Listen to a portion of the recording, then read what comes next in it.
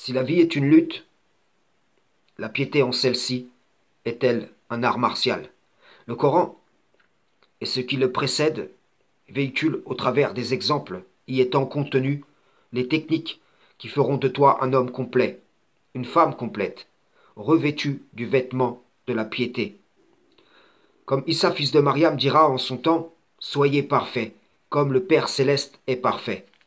C'est comme te dire, soumets entièrement ton être au Créateur, car chacun des principes qu'il t'a prescrits te sera profitable, te purifiera, te rendra meilleur. Celui ou celle qui réunit l'ensemble de ces principes, qui est discipliné selon eux, devient un serviteur accompli, tel celui ou celle qui rassemblerait dans sa lutte, dans son art martial, l'ensemble des techniques qui le composent, qui sait les combiner les unes avec les autres et riposter dans chaque situation par celle qui y est adaptée. Aujourd'hui, Inch'Allah, j'aimerais rappeler l'une d'entre elles contenue dans la Torah, dans l'exemple d'Abraham lorsqu'il remonta d'Égypte vers le midi, lui, sa femme et tout ce qui lui appartenait, et Lot avec lui. Genèse 13, versets 2 à 9. Abraham était très riche en troupeaux, en argent et en or.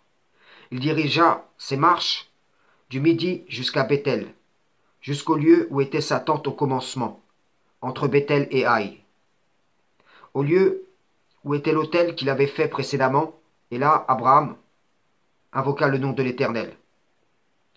Lot, qui voyageait avec Abraham, avait aussi des brebis, des bœufs et des tentes.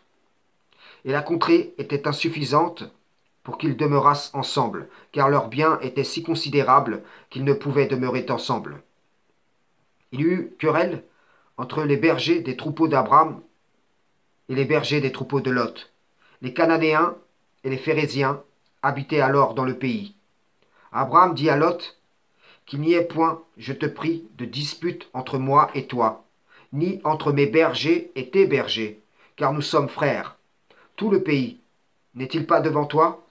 Sépare-toi donc de moi. Si tu vas à gauche, j'irai à droite. Si tu vas à droite, j'irai à gauche. Travers le comportement de notre Père dans la foi, l'Éternel nous donne ici un grand enseignement. Un enseignement propre à éviter bien des disputes inutiles, dans le but de préserver des liens de fraternité entre nous. Abraham voit le conflit arriver. Il dit donc à Lot, si tu vas à gauche, j'irai à droite, et si tu vas à droite, j'irai à gauche.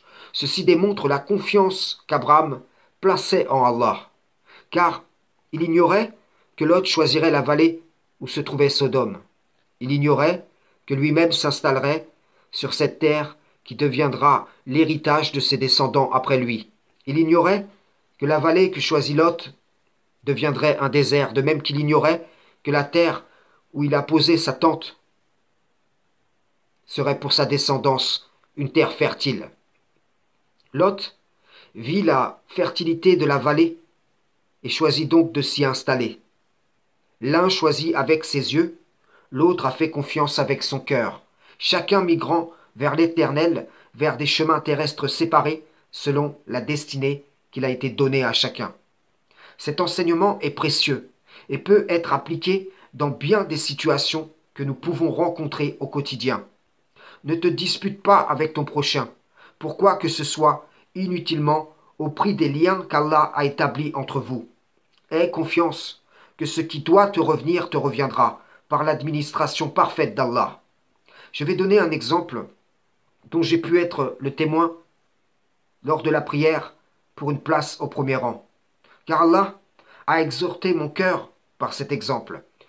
Il m'avait permis d'être à une place où il se trouvait entre moi et un autre, un ancien, qui n'arrivait plus à se relever, qui avait des difficultés à descendre de sa position debout.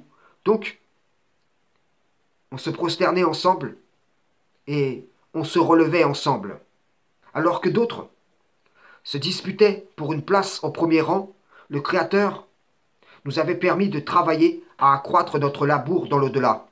Il se peut que, si l'un des disputeurs avait dit, eh bien, si tu veux cette place, j'en prendrai une autre, il se soit retrouvé à une place comme celle dans laquelle je fus béni par la grâce d'Allah. Le Coran nous rappelle, Sourate 58, verset 11.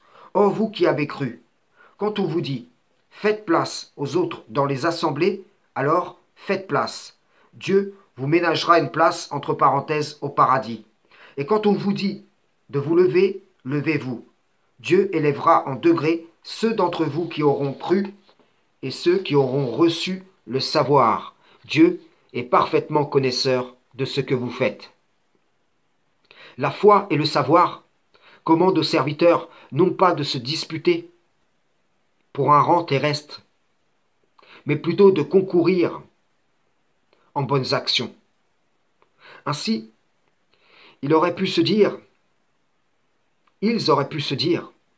les disputeurs, allons aider l'ancien.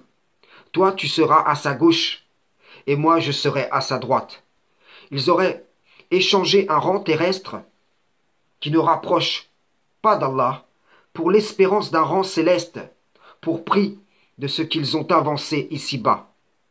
L'important, c'est que tu pries Allah, sans rien lui associer, et non la place que tu auras dans la mosquée.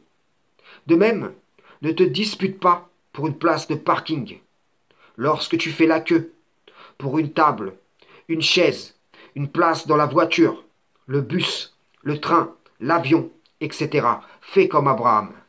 Si tu veux cette place, je prendrai l'autre. Si tu veux cette chaise, cette table, je prendrai l'autre.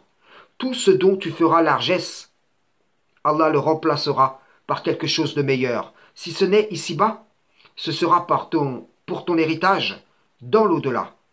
Allah tient compte de tout. Ce n'est pas par l'observance de principes de tradition humaine qu'on se rapprochera de lui, mais plutôt par la mise en pratique de ce qu'il nous a prescrit. L'exemple des messagers d'Allah affermit les cœurs. Et d'eux, nous pouvons tirer l'exemplarité comportementale qui nous rendra agréables au Tout-Puissant. Frères et sœurs en islam, salam, shalom.